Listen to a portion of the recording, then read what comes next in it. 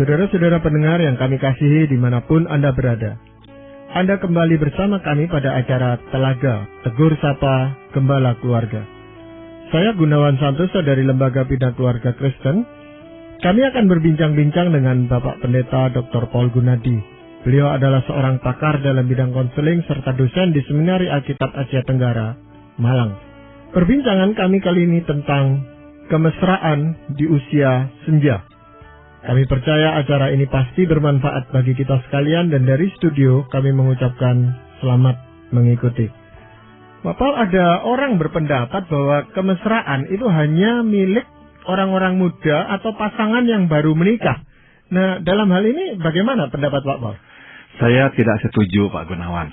Karena saya ini meyakini bahwa Tuhan mendesain tubuh kita untuk menerima dan memberikan kemesraan dan tidak ada masa berlakunya. Jadi, ini bisa berlaku bahkan sampai usia tua sekalipun. Nah, sudah tentu nanti kita akan lihat bahwa dengan menanjaknya usia, bentuk-bentuk kemesraan juga akan mengalami perubahan. Namun, tetap kemesraan itu adalah sesuatu yang dapat dinikmati dan diberikan hingga usia senja sekalipun. Yang Pak Paul maksud bahwa kita itu didesain untuk itu seperti apa, Pak Paul? Maksudnya adalah, Tuhan memang sudah memberikan kepada kita kapasitas untuk membagi kelembutan, merasakan sentuhan, merasakan getaran, dan juga memberikan getaran serta kelembutan itu kepada orang lain. Nah, itu adalah kapasitas yang memang ada di dalam tubuh kita, ada dalam diri kita, dan itu adalah sesuai dengan desain Tuhan. Ya, memang pada masa kita masih muda, Pak Paul ya, itu gairah atau getaran itu tadi yang Pak Paul katakan itu memang ada, tetapi lama-lama setelah kita sudah punya anak dan sibuk dengan pekerjaan dan sebagainya, kadarnya menurun gitu, getarannya sudah mulai menurun, dorongannya juga menurun gitu. Nah, bagaimana kita bisa mempertahankan agar kemesraan itu tetap bisa bertahan gitu? Ada beberapa hal yang akan saya bagikan, Pak Gunawan, yang saya ambil dari kitab Kidung Agung di Alkitab.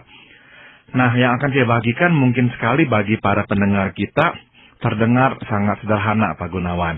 Oh, hal-hal ini nih saya sudah tahu. Betul, tapi tetap saya kira penting ya untuk kita dengarkan kembali.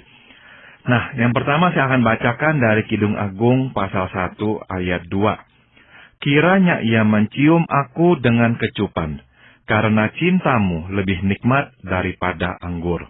Nah, langkah pertama atau hal pertama yang bisa kita lakukan untuk terus menghidupkan api kemesraan adalah dengan mencium pasangan kita. Ciumlah istri kita, ciumlah suami kita. Jangan sampai kita mempunyai anggapan bahwa, oh, biarkan dia yang mencium saya. Saya tidak usah dan tidak perlu menciumnya. Jangan. Kadang-kadang ada orang yang seperti itu, Pak Gunawan.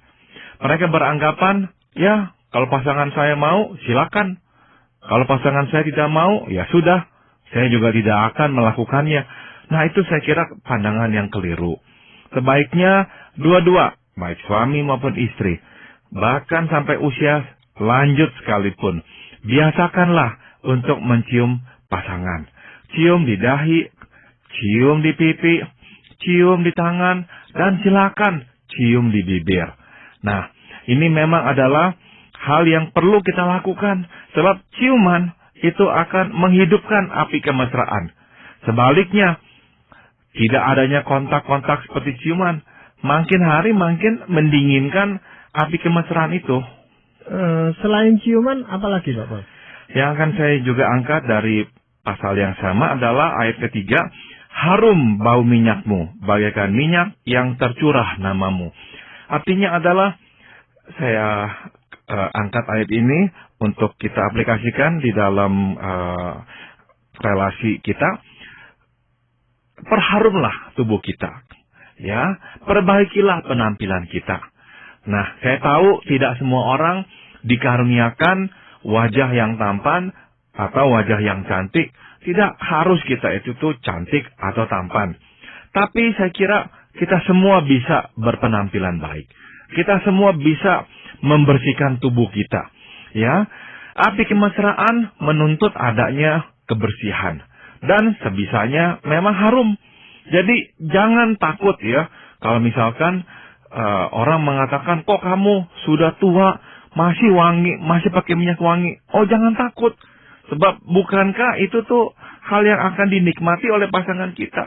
Kalau badan kita bau, sudah tentu itu akan memadamkan api kemesraan, akan memadamkan niat pasangan kita untuk dekat dengan kita.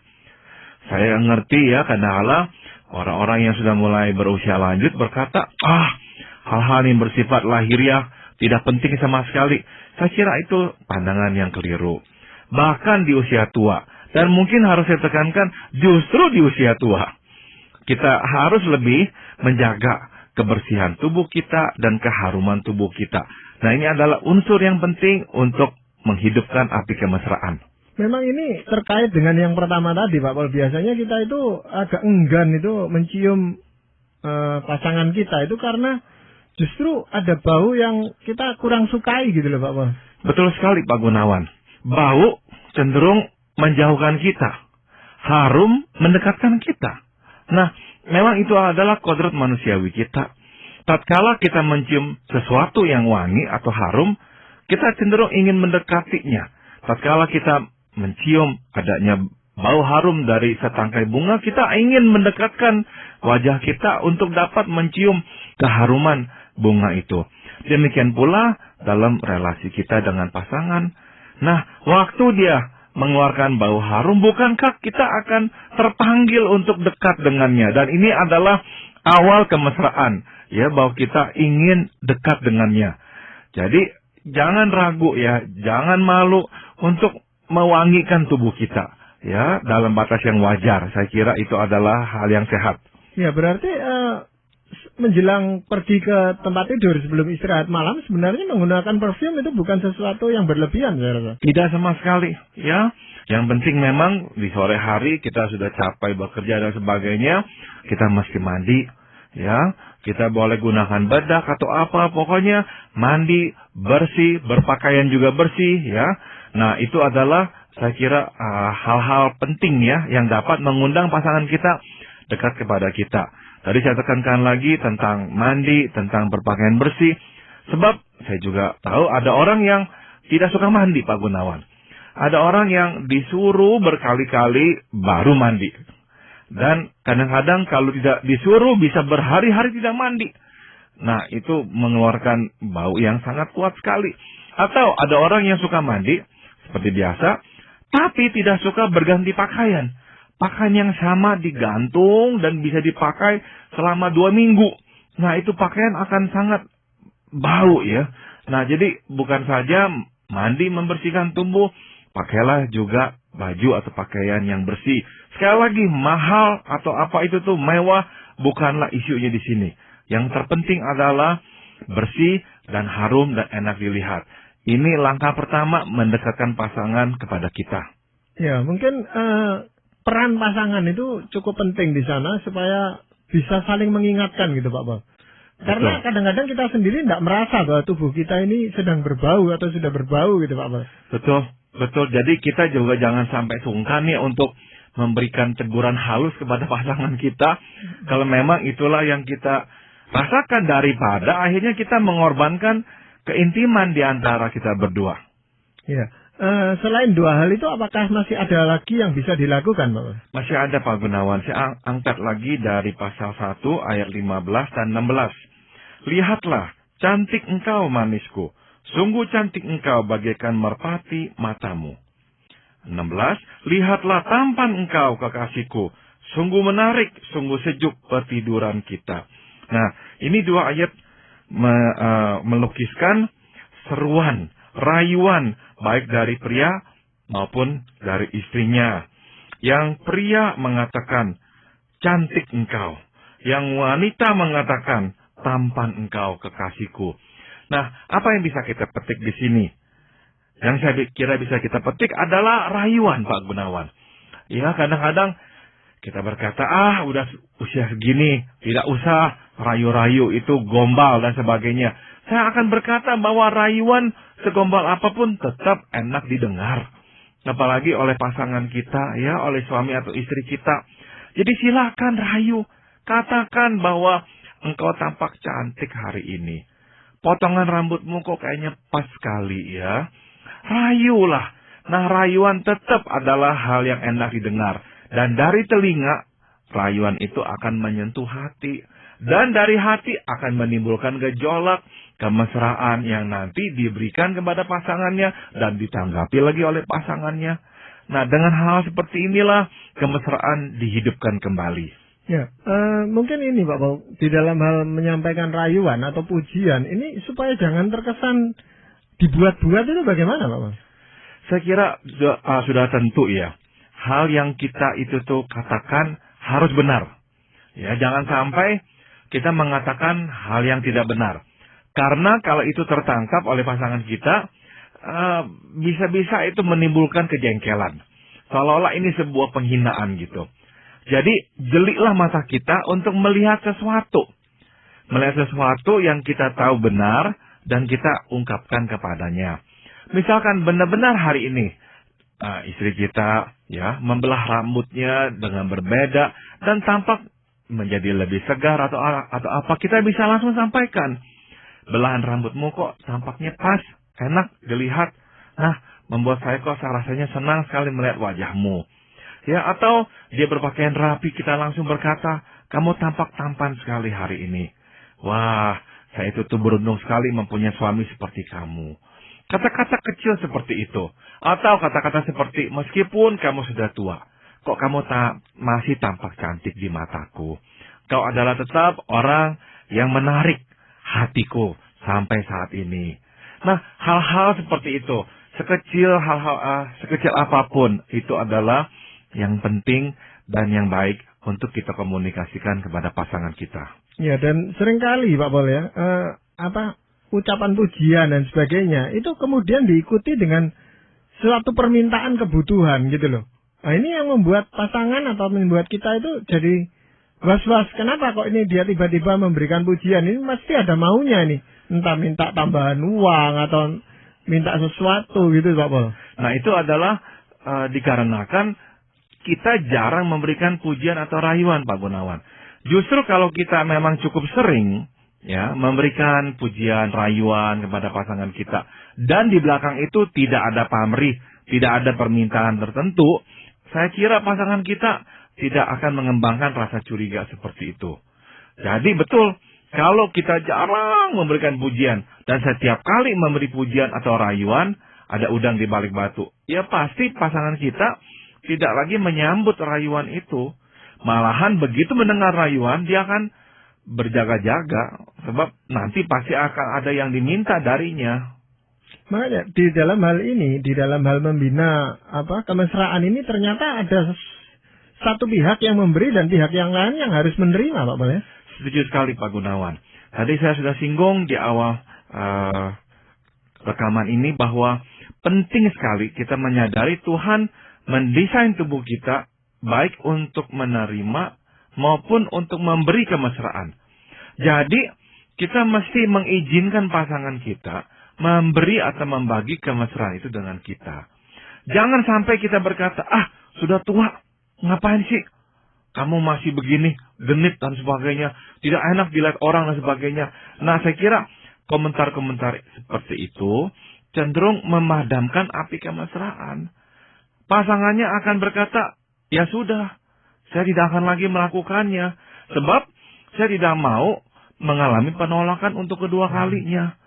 Nah, jadi penting sekali bagi pasangan yang sedang menerima rayuan ya atau sentuhan atau kecupan, jangan menolak. Tampikan atau tolakan kita itu tuh akan memadamkan api kemesraan. Ya, mungkin masih ada hal lain Pak Paul yang bisa dilakukan itu Pak. Ada satu lagi Pak Gunawan. Di pasal 2 dari kitab Kidung Agung ayat ke-6 dikatakan, tangan kirinya ada di bawah kepalaku, tangan kanannya memeluk aku. Ini adalah ungkapan kemesraan secara fisik dalam bentuk pelukan. Ya, dan saya akan tambahkan juga silakan juga menyentuh atau meraba ya istri atau suami kita. Kadang-kadang kita merasa risih ya, terutama di usia senja. Kalau pasangan kita memeluk kita dan mulai meraba kita, dan kita berkata, tidak usah dan sebagainya. Jangan. Sentuhan, pelukan, beserta rabaan adalah unsur-unsur yang akan menghidupkan kemesraan di antara suami dan istri, bahkan di usia senja. Saya ingin tekankan hal ini Pak Gunawan sekali lagi.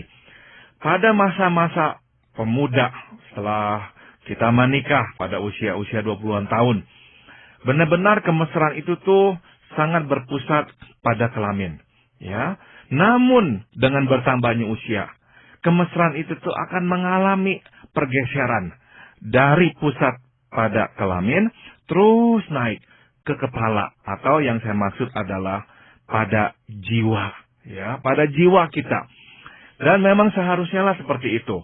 Pada usia-usia senja, ya, kita akan mulai menggeserkan tekanan-tekanan yang dulu biasanya pada hubungan seksual seperti yang kita kenal menjadi sebuah pembangunan kemesraan yang tidak melulu harus ke sana, ya, tidak melulu harus berakhir dengan kontak-kontak seksual, tapi benar-benar kembali menghidupkan api kemesraan.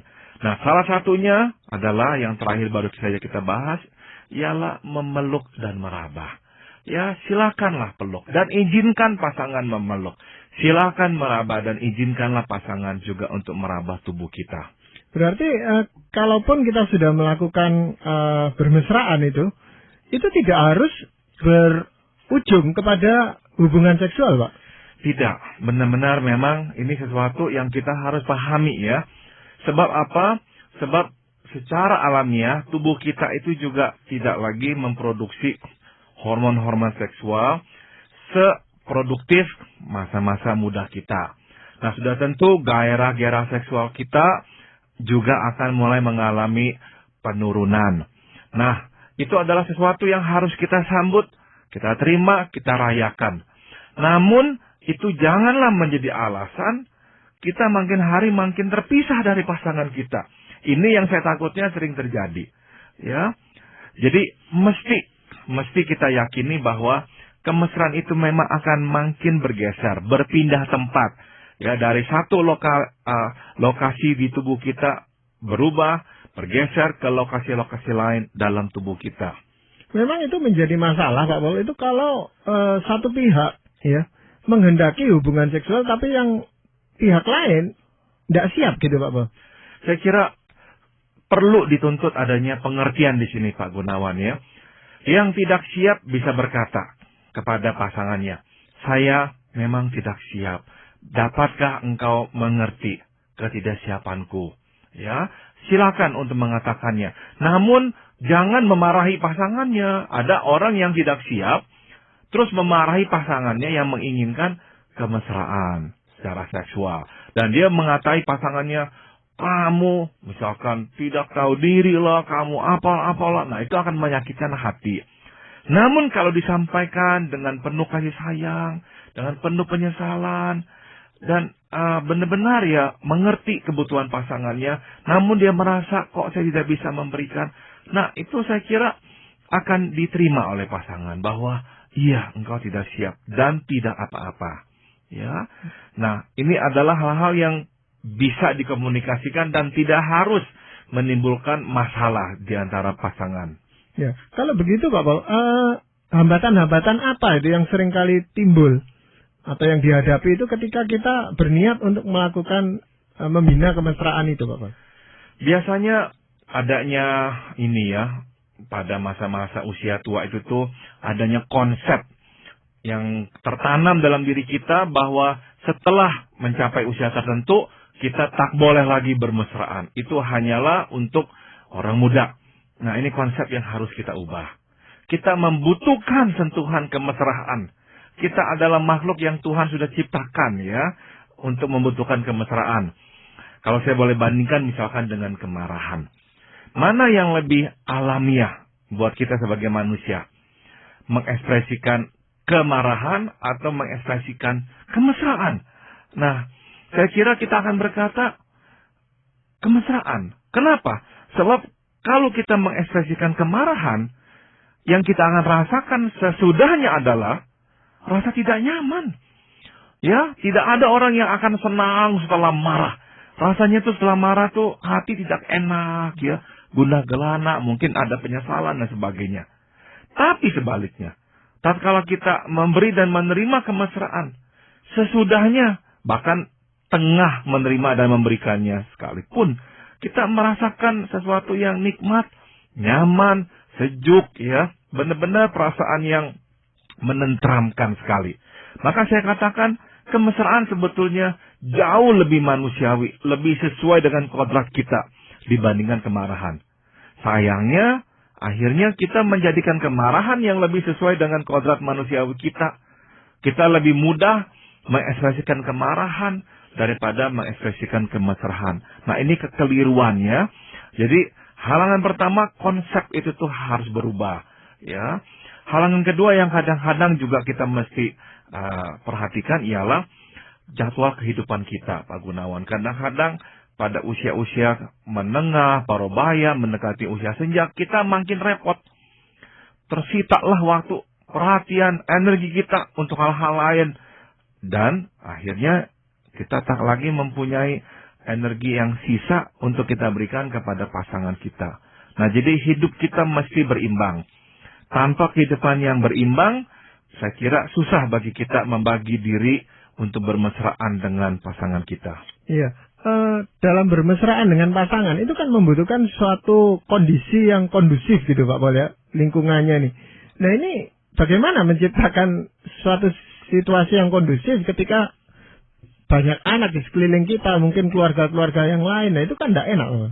Nah, tadi Pak Gunawan sudah menggunakan kata yang merupakan kuncinya, yaitu menciptakan. Jadi Pak Gunawan, kemesraan itu tuh harus diciptakan. Situasinya, suasananya harus direncanakan dan dipikirkan. Ya, kadang-kala memang sesuatu bisa terjadi secara alamiah, ya, kebetulan. Tapi saya kira kita mesti mendisiplin diri untuk bermesraan. Dan disiplin di sini termasuk memikirkan atau merencanakan tempatnya, waktunya.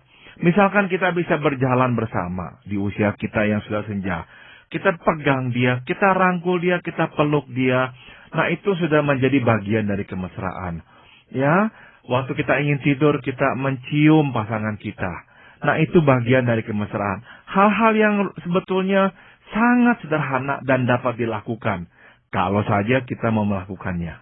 Ya, memang yang kita perbincangkan ini lebih banyak harus dilakukan gitu di dalam kehidupan sehari-hari untuk menciptakan kemesraan itu sendiri, Pak Paul, ya. Betul sekali, dan memang sekali lagi kata kuncinya adalah apakah kita mau melakukannya. Sebab sesungguhnya kita bisa melakukannya, Pak Gunawan. Ya. Ya, jadi kita berharap memang para pendengar yang sudah mengikuti program ini akan segera melakukannya itu supaya menciptakan suasana kemesraan di lingkungan keluarganya. Bukankah itu yang diharapkan oleh pasangan-pasangan? Betul. Dan kita jangan juga beranggapan atau berpikir, saya tidak bisa bermesraan sebab kami masih punya masalah. Tunggu masalah saya selesai, baru nanti saya bermesraan dengan pasangan saya. Jangan. Persoalan memang belum selesai dan akan makan waktu untuk menyelesaikannya. Jangan tunggu sampai semua selesai baru memulai bermesraan. Bagaimana kalau kita lakukan keduanya? Ini saran saya. Silakan selesaikan masalah kita. Di samping itu, silakan juga membuka diri untuk menerima dan memberikan kemesraan. Karena persoalan akan lebih mudah diselesaikan kalau dua hati sudah menyatu kembali. Begitu. Iya, saya rasa memang menjadi kebutuhan dasar manusia untuk menikmati kemesraan itu, Pak Paul, ya. Kalaupun kita tidak dapatkan dari pasangan, orang akan lari mencari orang lain untuk memenuhi kebutuhan itu. Dan itu yang tidak betul. Itu. Betul, dan itu adalah bahaya yang memang kita harus hindari. Maka saya kira firman Tuhan yang saya ambil dari Kidung Agung pasal 7 ayat 10 ini nih bisa ya memberikan peringatan kepada kita. Kepunyaan kekasihku, aku, kepadaku gairahnya tertuju. Artinya apa? Artinya kita hanya bisa membangun kemesraan jika objek kemesraan itu tunggal, yaitu istri atau suami kita sendiri. Tatkala kita sudah membuka pintu dan memikirkan orang lain, tidak mungkin kita bisa menjalin kemesraan dengan pasangan kita. Saya kira berbahagialah istri yang berkata, atau istri yang bisa berkata, kepunyaan kekasihku adalah aku. Kepadaku gairah suamiku tertuju. Berbahagialah istri itu.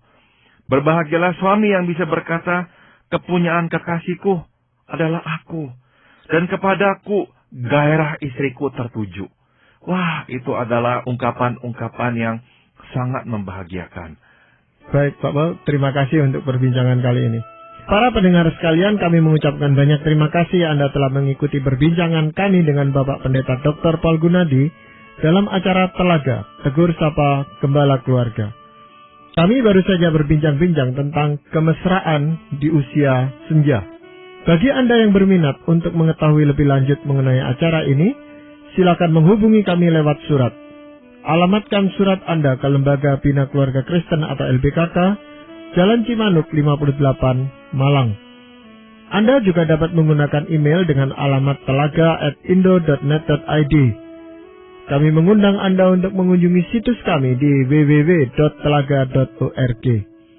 Saran-saran, pertanyaan, serta tanggapan Anda sangat kami nantikan. Akhirnya dari studio kami mengucapkan terima kasih atas perhatian Anda dan sampai jumpa pada acara Telaga yang akan